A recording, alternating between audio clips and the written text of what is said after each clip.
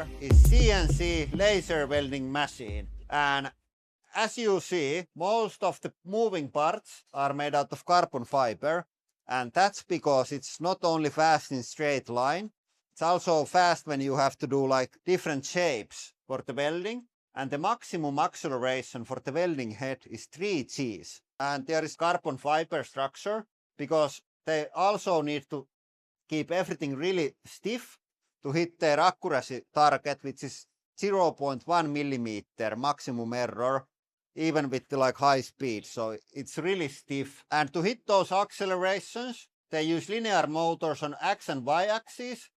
The Z axis that don't have to be adjusted fast, that's with the screw drive. Control is from Siemens. It's Siemens CNC controller. You can see here the maximum work area. It's about size of the steel plate on the like floor of the machine.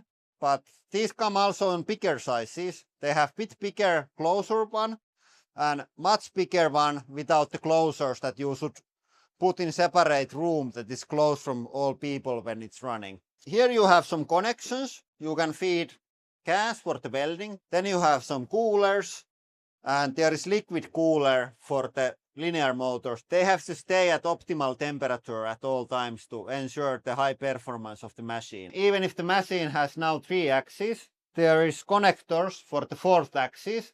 So for example, you could put like welding spinner here, so then you can weld nicely like pipes and other like round objects that you need to spin here. And there is also some spare connectors. So for example, you could hook vacuum table here that sucks the workpieces into the table, so you don't have to spend any time on fixing them on their place. Main safety function here is of course the enclosure.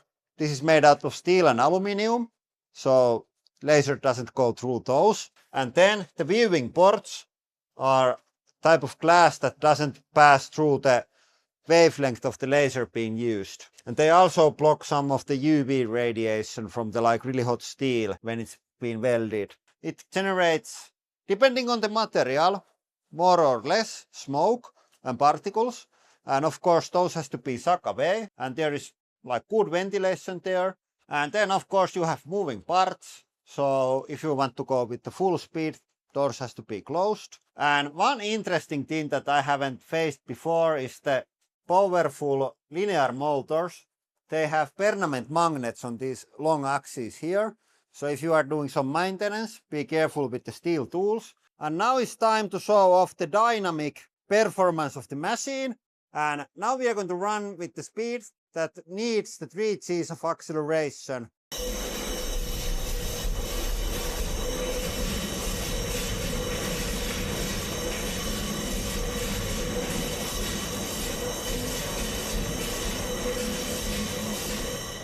Here you can see also how you can calibrate the machine, that it follows the line that it should weld. There is a camera, and you can see from the like aiming point where it's going to laser hit.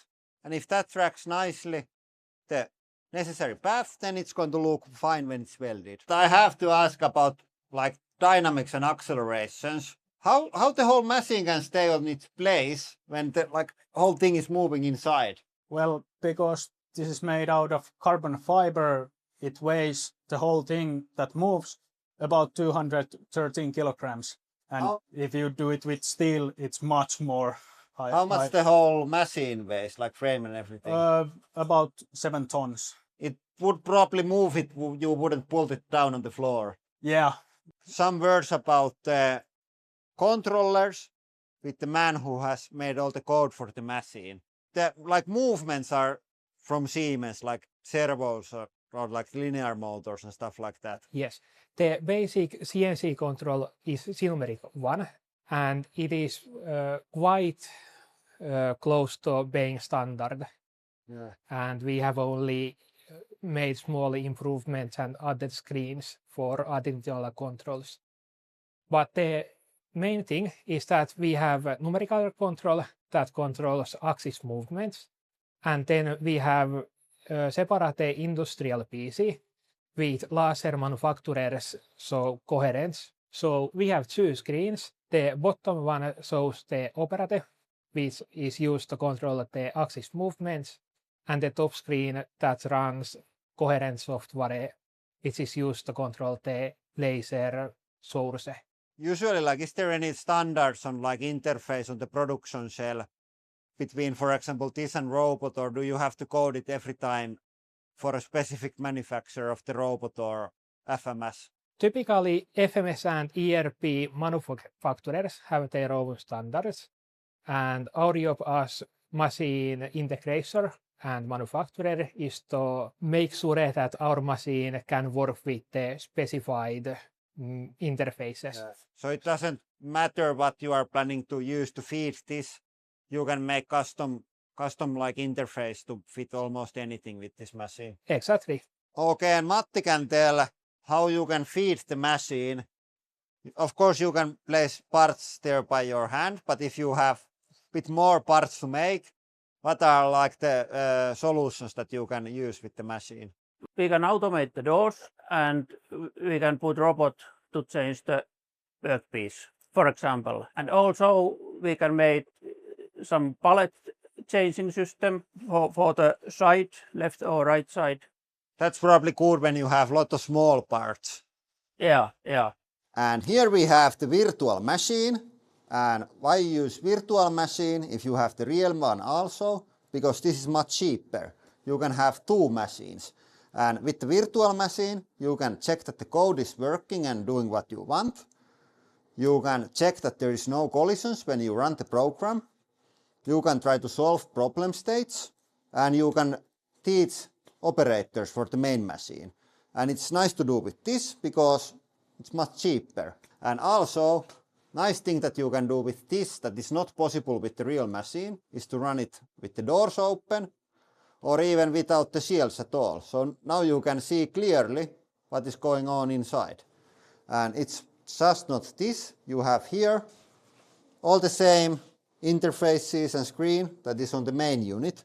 So whatever you learn to do with this, you can do with the real machine. You can also change the fixed optic out from the machine and replace it with the scanner. So it's a laser scanner, and what it does, it uses mirrors to guide the laser beam on different directions.